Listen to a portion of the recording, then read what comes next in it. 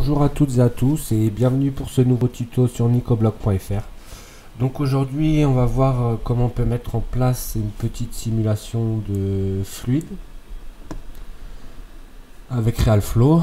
Alors j'ai fait la petite simu qui devrait être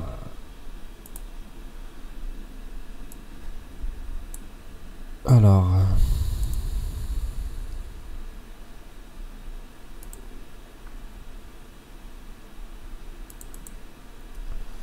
voilà.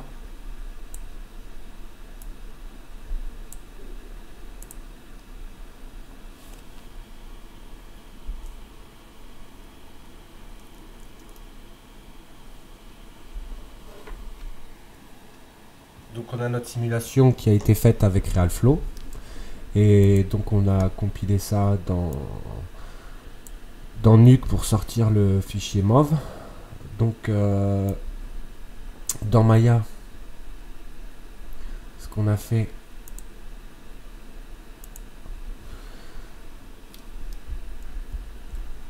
moi j'ai tout mis préalablement en place pour tout simplement un gain de temps et nous éviter de faire le rendu directement de simulation dans Maya, sinon ça prendrait des heures et des heures et des heures. Donc j'ai juste fait un cyclo simplement. Donc le cyclo il est là, comme ceci. J'ai pas oublié de faire un reverse des normales, surtout pour bien avoir les normales dans le bon sens. J'ai mis deux Aeralite. Donc on peut voir que l'Aeralite elle est en decay rate quadratique avec une intensité de 800 et dans le color on a mis un petit MIP Black Body. Le MIP Black Body en fait lui il nous permet d'éclairer avec les Calvi.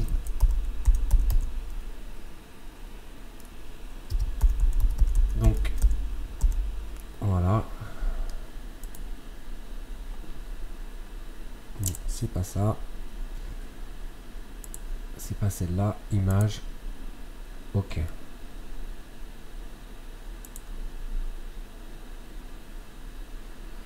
Donc on a bien ici en fait les valeurs, plus on va monter vers des valeurs hautes, plus on va aller dans les tons bleus. Donc moi j'aime bien régler ma luminosité via ce MIP Black Body. Donc on met dans la température la valeur qui nous convient. Donc plus on va aller vers le bas, plus on sera dans les tons chauds, et plus on va monter, plus on sera dans les tons froids. Et on y règle l'intensité également. Donc j'aime bien utiliser ce node que je trouve assez sympa. Donc après, donc pour comment dire, pour les shadows, on a mis use ray trace shadow. Shadow ray 15, ray def limit 3 c'est par défaut. Use light shape, j'ai mis les samples à 10 et c'est tout. Maintenant ce qu'on a fait également, c'est sur notre caméra Windows Outliner, on va aller chercher notre caméra. Dans notre caméra, dans le lens shader, j'y ai mis un Mia Exposure Simple. Donc lui, il va nous corriger le gamma.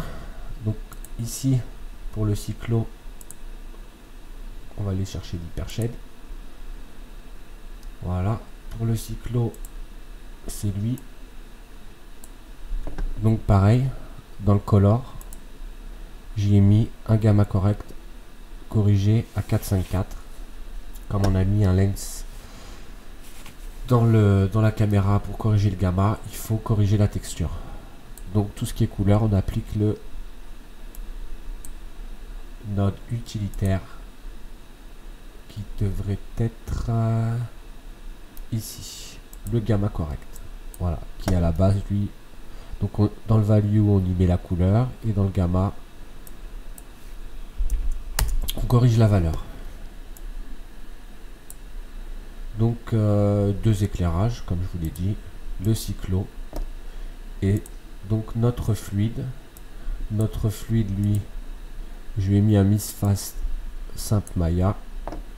Donc j'ai juste changé la couleur du front SSS, la couleur du back SSS, et tous les deux, comme j'ai la couleur, je l'aurais augmenté, je l'aurais pas augmenté, pardon, j'aurais mis une correction de gamma également. Donc là on a notre mesh qu'on a importé de RealFlow.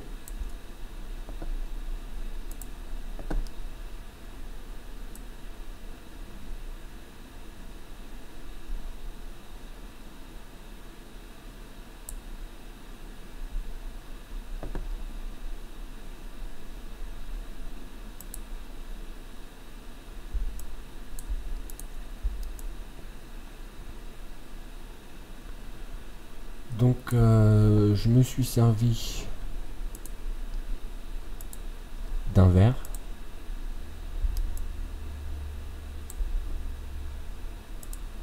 Et j'ai fait également un petit bec verseur.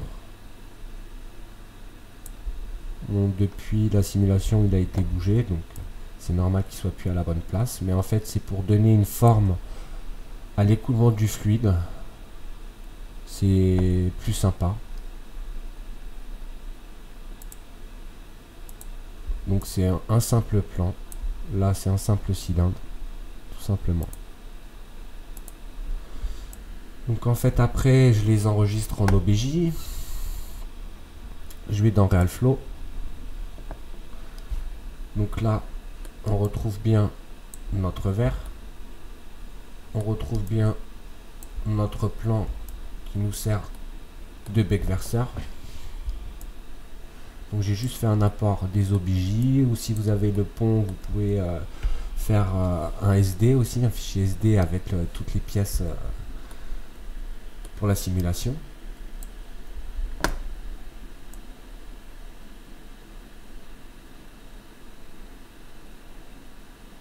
Bon, là il nous met des warnings mais c'est rien.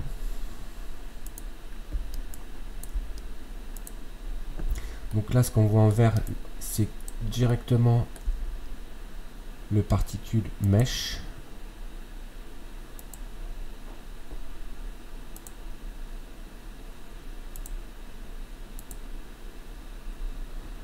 Voilà. À la base on est parti donc d'un émetteur circle.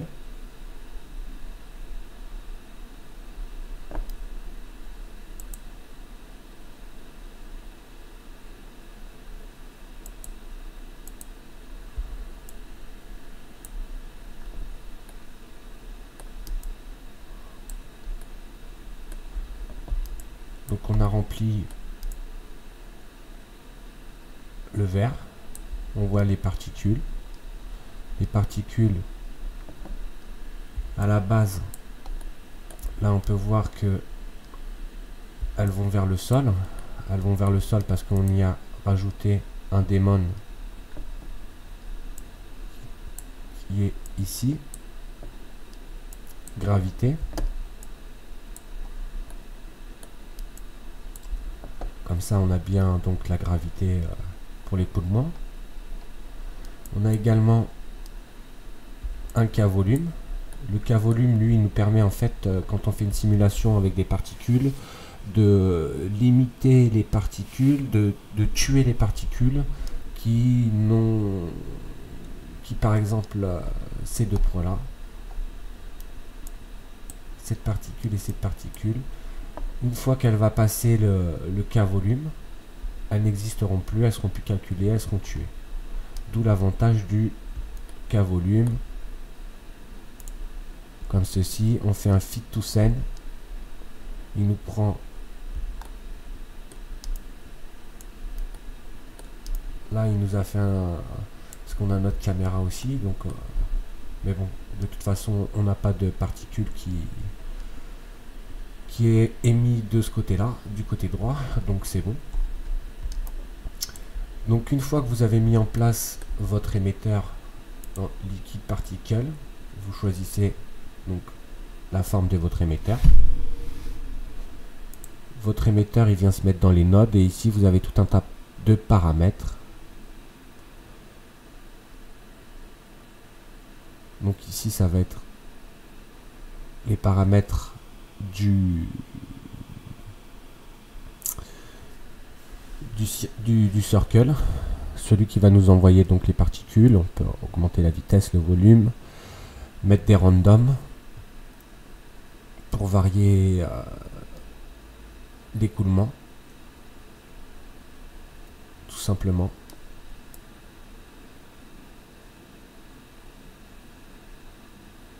Là, je reviens au début. Voilà. Donc si je fais ma simulation, là je laisse le particule mesh. Normalement quand vous simulez, donc c'est pas normalement, mais c'est quand vous commencez une simulation, donc vous avez que des points de particules et vous n'avez pas de mesh, de particules mesh qui a été construit. Ça c'est une fois que vous avez toute votre simulation avec vos particules, vous revenez à 0 et vous lancez une construction du build mesh. C'est ce qui vous donnera la peau en fait de vos particules et le résultat de votre fluide. Donc là j'ai été jusqu'à 250. Donc ça a quand même mis pas mal de temps pour aller jusqu'à 250. Hein. Une fois que vous êtes arrivé donc au nombre de frames voulu, donc comme je vous l'ai dit, déjà en premier lieu vous êtes à 0. Ok. Je vais faire simulate. Là je vais pas le refaire parce qu'il va me tout me resimuler et je veux pas. Donc pour lancer une simulation de fluide, une fois que vous avez vos particules qui sont en place, donc simuler. Si la simulation ne vous convient pas, vous appuyez sur simuler pour l'arrêter et reset pour effacer la simulation. Et là, une fois que vous faites votre reset, il va vous relancer la simulation. Bon là je le fais pas parce que comme je vous l'ai dit c'est super long. Là je travaille sur un i7 4 coeurs, c'est pas non plus un foudre de guerre pour Realflow quoi. Donc l'idéal c'est d'avoir des grosses machines quand même quand on bosse avec ça pour être tranquille. Sinon ça peine.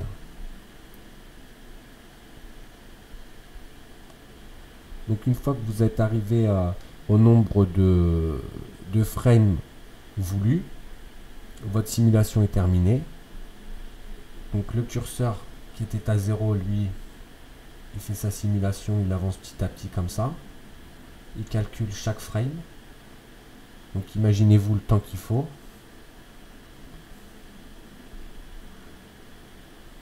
Une fois que vous avez obtenu la simulation qui vous convient pour le fluide,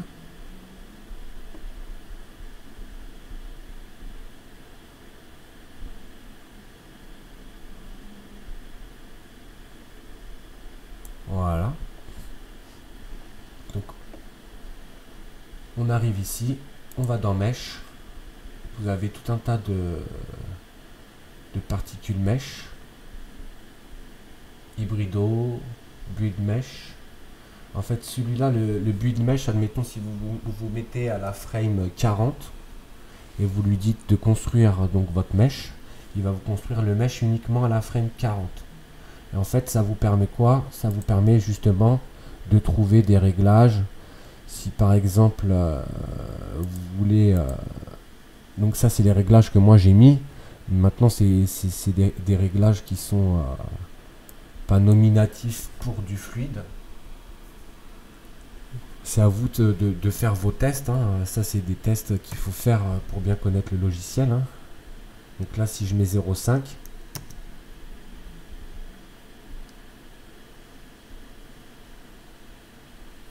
ok.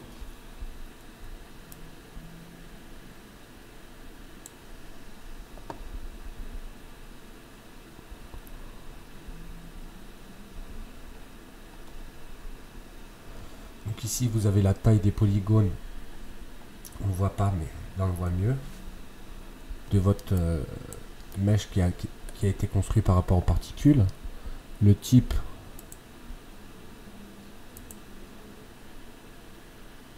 de votre mesh, Metaballs, Polygon, Clone Object. Donc là on reste sur Metaballs. Ici, vous, donc, comme je vous ai dit, vous changez la taille de votre polygone. Texture, c'est ici on a des textures, on n'a pas de texture. Filter, moi je mets toujours oui. On va mettre ça par exemple à 1, 0, 1. Je sais pas s'il va le prendre en compte, je suis pas sûr, parce que je lui dis pas de reconstruire en fait. Mais ici après, ça tend, ça fait des tensions en fait sur le liquide. Donc vous avez tout un petit tas de paramétrages à changer, il ne faut pas hésiter hein, pour modifier l'aspect visuel du fluide, mais bon c'est des petites choses. Hein. Savoir si les trous sont plus petits ou c'est plus blobeux, etc., etc. Ce qui est important de ne pas oublier, c'est la gravité. La gravité, vous l'affectez, vous laissez les valeurs par défaut. Le K-volume.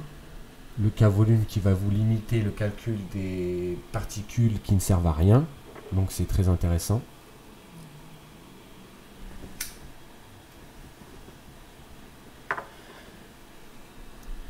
Et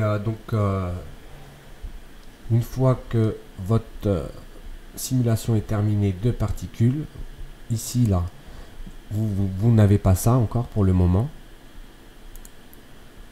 Vous avez juste le circle, le gravité, le K-volume et vos pièces géométriques. Donc vous revenez à 0.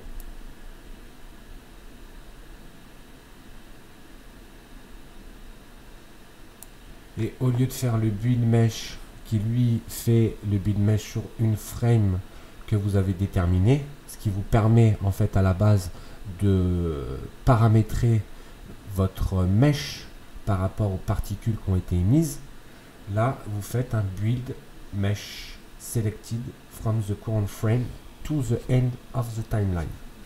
Donc vous partez donc bien de la 0.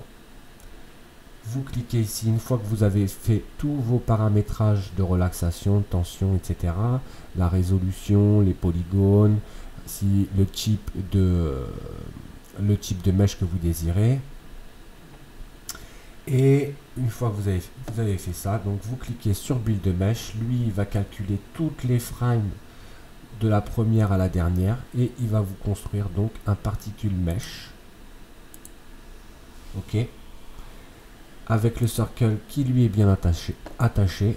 Ici, si vous voulez faire encore des modifications, vous pouvez davantage. Moi, j'ai laissé ces valeurs par défaut. N'hésitez pas à changer les valeurs.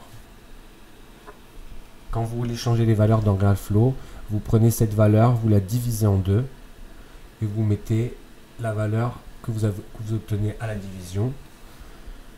Déjà dans un premier lieu dans les valeurs négatives pour voir le changement, et après si vous ne voyez pas de changement, mettez-les dans les valeurs positives. Ça c'est un bon truc pour voir si on change, si on a un changement par rapport au mesh ou pas quand on change des valeurs. Parce qu'en général quand on change des valeurs, souvent au lieu de 95 on va mettre 90, on va pas voir forcément de grands changements.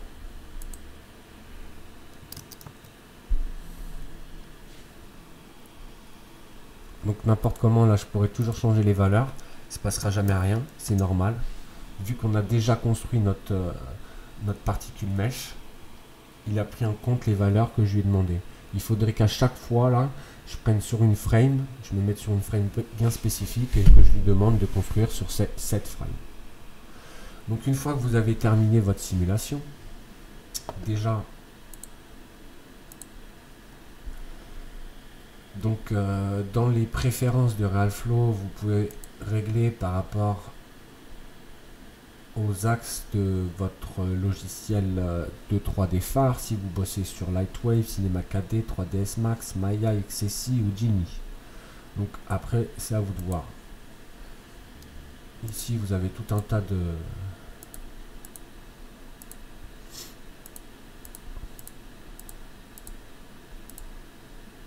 Tout est par défaut, sauf dans général, j'ai changé les axes. Ok. Une fois que j'ai fait ça, que j'ai ma simulation qui est terminée, je vais F12, export central. L'export central, c'est super important. C'est lui qui va nous permettre justement de pouvoir faire notre export comme son nom l'indique. Et on voit bien qu'ici, là, c'est coché, le verseur, il est coché, l'animation, elle est cochée, le cache, il est coché. Tout ce qu'on a besoin, on le coche. Une fois qu'on a coché, on voit un petit triangle. Hop, je la décoche, j'en veux plus. N'importe comment, ma caméra, elle est déjà dans Maya. Admettons, on pourrait zapper le vert et le verseur. C'est pareil, on l'a déjà dans Maya. Donc là, on prendrait juste les particules mesh et l'animation. Au pire, l'animation, ça peut être aussi que les objets. Donc, je sélectionne via les petits carrés de sélection où je lui indique ce que je prends, ce que je prends pas. Et je fais un export all. Ok.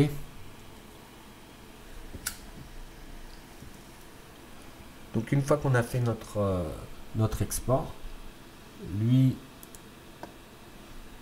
il nous sort tout un tas de fichiers qu'on va retrouver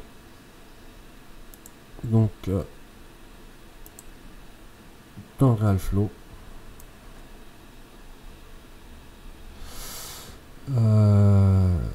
Voilà, ici.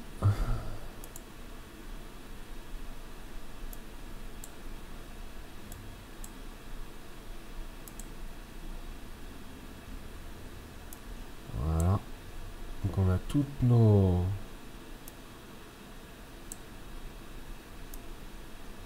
fichiers. 0 jusqu'à 250. Puisqu'on a fait une animation jusqu'à 250. Donc une fois que j'ai ça, je retourne dans Maya et ici je vais chercher donc import bin mesh. Je clique dans mon script et je vais chercher dans le dossier de simulation fluide vert mon particle mesh bin. Je clique sur le premier, il me les load tous et on a bien notre animation dans Maya. Donc on peut voir ici, moi comme je vous l'ai dit au début du tuto,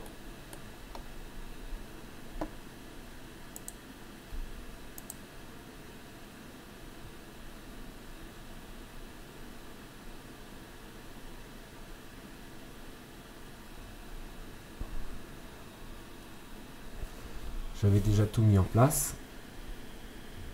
Si je fais, voilà, mon rendu. Le rendu, j'ai essayé de faire quelque chose de rapide. 250 frames, c'est assez long. Donc j'ai juste mis donc de la première à la 250 avec ma caméra, ma taille de rendu. Dans l'onglet qualité, pour essayer de gagner du temps encore, j'ai laissé la qualité à 0,75. On peut voir quand même que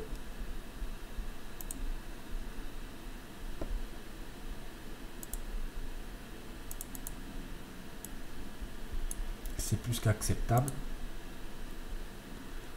C'est pas trop anti-aliasé.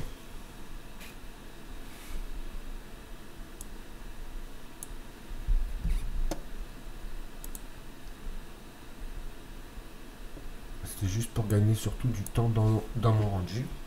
Bon, vous n'hésitez pas surtout à augmenter ça, vous aurez encore un meilleur aspect au rendu. Après, le filtre par défaut, c'est le filtre Gauss. Moi, j'aime bien utiliser le filtre Mitchell.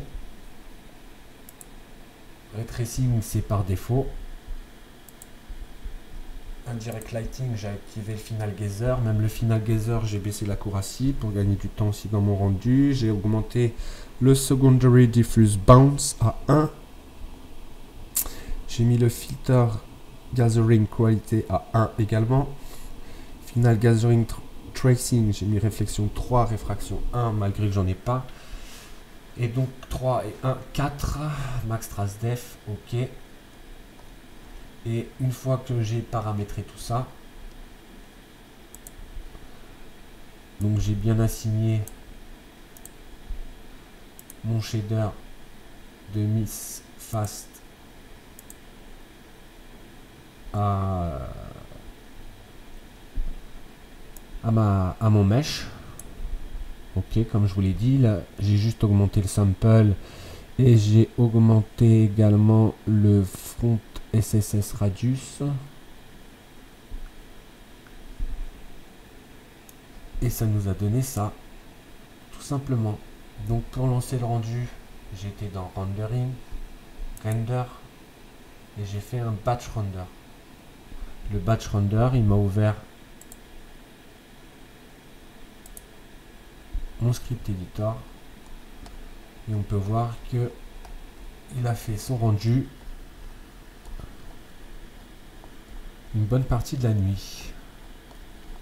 Donc c'est quand même assez long. Après, comme je vous l'ai dit, c'est par rapport à vos machines, hein. Moi, j'ai pas une foudre de guerre non plus, mais je m'en sors pas mal. Donc, avec ce que je vous ai dit, ce que je vous ai expliqué, avec RealFlow, il n'y a rien de bien compliqué. Vous allez chercher le type, la forme que vous voulez de votre émetteur. Vous lancez votre émetteur, votre simulation avec Simulate. Vous l'arrêtez quand vous voulez en cliquant sur Simulate. N'oubliez pas de faire votre recette avant de changer, par exemple, la résolution qui est à 3, la densité à 1000, l'interior pressure est à 1, l'extérieur est à 1, la viscosité, la surface tension, l'interpolation, même le display de vos particules. Donc surtout, n'oubliez pas que si vous faites des changements ici, il faut simuler. Un petit recette, une simu et c'est reparti. Vous avez vos particules, vous êtes arrivé à la fin de vos frames, vous allez dans Mesh et vous générez votre mesh. Une fois que vous avez fait ça, vous faites votre export dans Export Central. Vous avez fait votre export. On ouvre Maya. On récupère notre mesh via le plugin de connectivité que vous trouverez donc sur le site de RealFlow.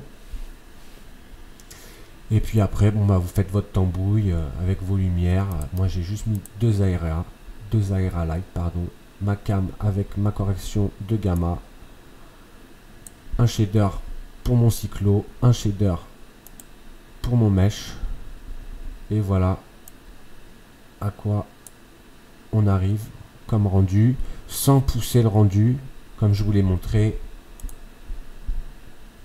dans mes render settings. Écoutez, j'espère que ce petit tuto vous a plu. La seule chose que je ne vous ai pas montré, c'est comment récupérer. Donc ici, avant de finir le tuto, moi j'ai sorti du JPEG. En général, on sort jamais du JPEG, même encore un peu moins ça, un fichier MOV directement, parce que c'est des images qui sont compressées, qu'on peut pas trop travailler. Mais j'ai sorti quand même donc un JPEG qui s'est retrouvé donc dans mon projet.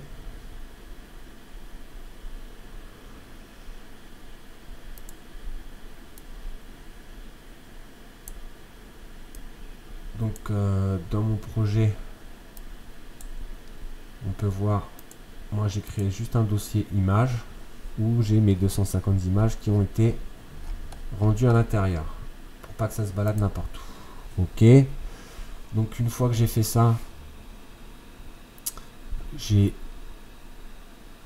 ouvert Nuke, j'ai pris mon dossier, je l'ai fait glisser. J'ai pris, donc j'ai vérifié mon animation.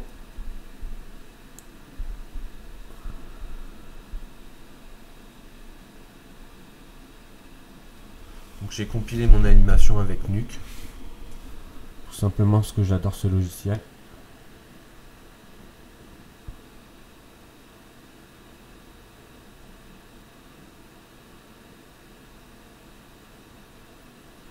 Donc en fait ce que j'ai fait, donc le dossier avec toutes mes images. Ici j'ai sorti un node write. Si je clique ici, j'appuie sur W, il me sort le node direct. Je l'ai pris, je l'ai simplement fait glisser sur ma flèche du viewer. Comme ça m'a fait ma connexion. Celui-là, je vais le supprimer, j'en ai pas besoin. Voilà. Donc là, dans File, j'ai simplement donné le chemin et le nom avec l'extension .mov. Et j'ai terminé aussi par limit to range pour lui dire de la frame 1 à la frame 250. Une fois qu'on a mis ça, on clique sur Render et il va nous lancer notre rendu. On se retrouvera avec notre fichier final animefluid.mov. Voilà, tout simplement.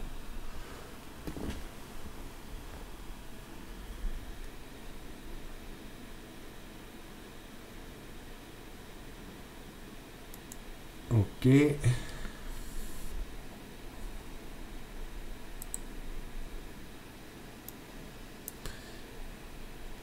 Une petite dernière pour voir le résultat.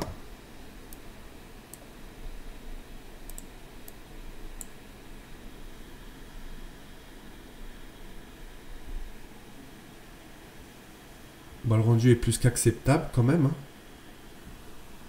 Même si on aurait bien pu le pousser davantage, mais pour une question de temps,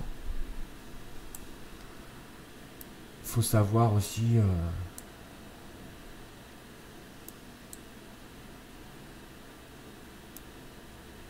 paramétrer les render settings de façon à ce que ça ne mette pas 10 ans pour le rendu, sachant qu'on a quand même 250 frames pour cette simu.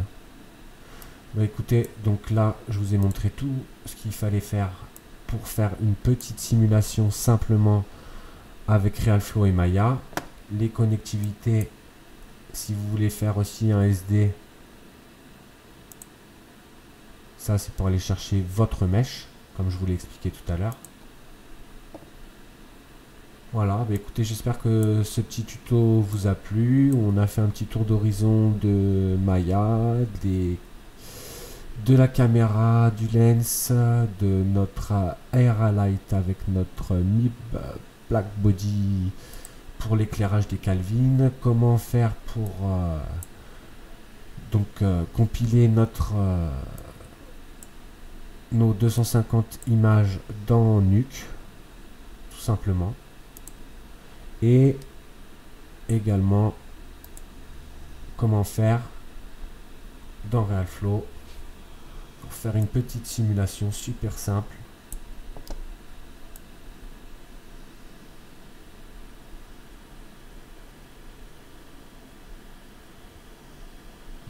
d'un fluide liquide comme vous voulez. Donc, si je clique sur particule mesh, on a bien notre mesh qui a été construit. Nickel. Bon bah j'espère que ce petit tuto vous a plu et je vous dis à bientôt pour une prochaine vidéo. En vous remerciant, à bientôt, au revoir.